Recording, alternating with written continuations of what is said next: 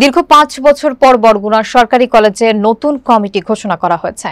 বরগুনা সরকারি কলেজের ইসলামের ইতিহাস বিভাগের মাস্টার্সের মেধাবী ছাত্র এবং দীর্ঘদিন আন্দোলন সংগ্রাম ও কারাবরণকারী নেতা মোহাম্মদ আবু হানিফকে সভাপতি করে এবং ডিগ্রির দ্বিতীয় বর্ষের মেহেদী হাসানকে সাধারণ সম্পাদক করে ৩৭ জনের একটি কমিটি ঘোষণা করা হয়েছে।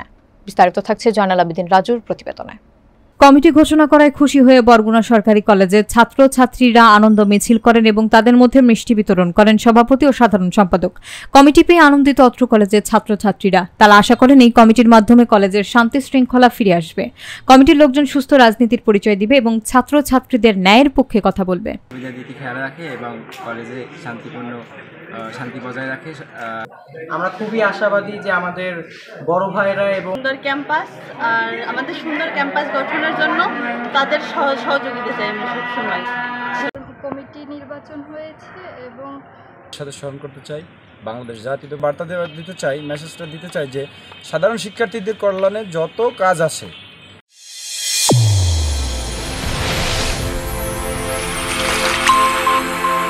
চ্যানেল A1 হৃদয়ের স্পন্দন।